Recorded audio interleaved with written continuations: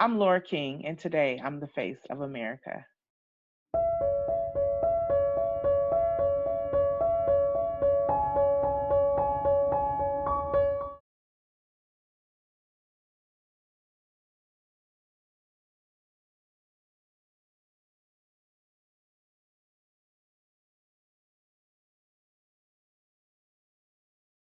I'm Lora King. I'm the founder and the CEO of the Rodney King Foundation. We work with police relations, community upbringing, self esteem building with today's youth. We feed the homeless. We help give resources for mental health, um, prison reformation.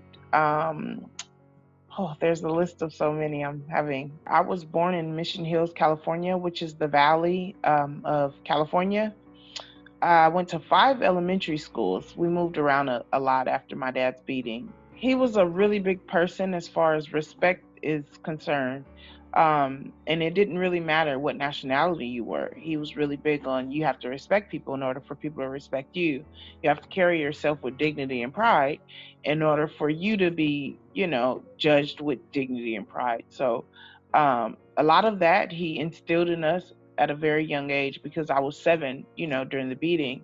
And so that practically was our whole life. He, just shadowing in his footsteps and watching how he reacted to, the world and different approaches. It only had the domino effect on us to, carry ourselves the same way because I just saw how he acted when it came to pressure. And it was like, for me now as an adult, I don't know how he was able to do that. For us, we're normal people and no one recognizes us when we go out into the world. But for him, it was like we never had those intimate moments. And so it was always someone, saying this or saying that. It could be negative or positive.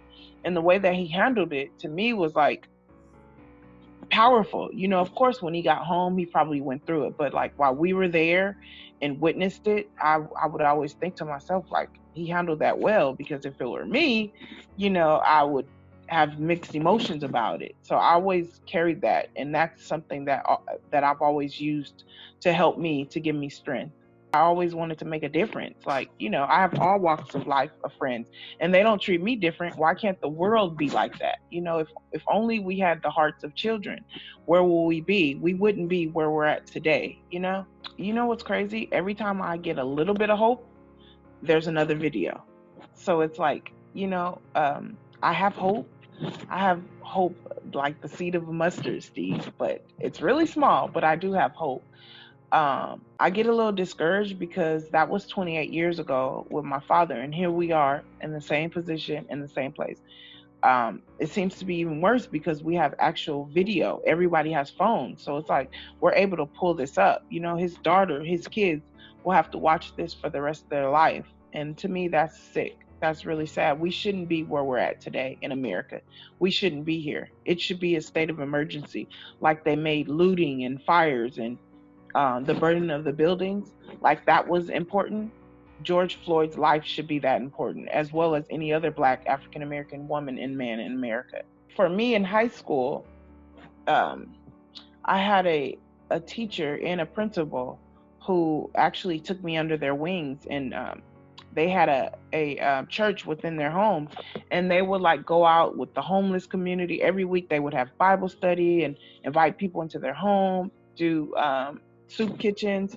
So a lot of those things I mimicked from them, and they were white. So that part of me believes in, certain white people. I can't say all white people are bad or all people are bad because my experience is different. However, the numbers of people that are like that are very small. So it does leave you hopeless, if that makes sense.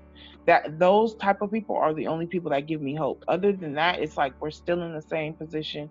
I live in Orange County, and it's like sometimes when I go out here, people are very judgmental, just based off of the color of your skin. So it's just sad that we're still in this state of mind, and in America, of all places in America, we're still where we're at.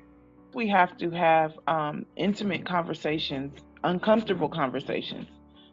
because we're here in America. We have them amongst our friends, but we don't have them with other races. We don't have them with people that we're sitting next to or standing next to in the grocery store. We need to be open and willing to have those conversations so that we can be educated on each other and, create cultural awareness. We offer cultural awareness, police relations, have those uncomfortable conversations because it's like on both parties, there's an act of fear. And there's fight or flight type of thing. So it's like, if, of course, we're all different under pressure, so it's like, another thing is evaluation. The police need to be evaluated more, not just when they're hired. When they're hired, they're a completely different person, let's say a couple months later. So we just want to educate people on police reform, prison reformation, family bonding. We have this thing called I Am King Scholarship, and it's basically to promote the Black image of African Americans here in the world, not just America, in the world, because the media has a way of portraying Black men as being angry or not good fathers or anything like that. And I know plenty of fathers that are great fathers that are African American. I know single fathers. So at the Rodney King Foundation, we just wanted to highlight them and let them know that, we recognize them and we would like the world to recognize them as Black men, not, whatever the image of the media or the TV puts out there for them.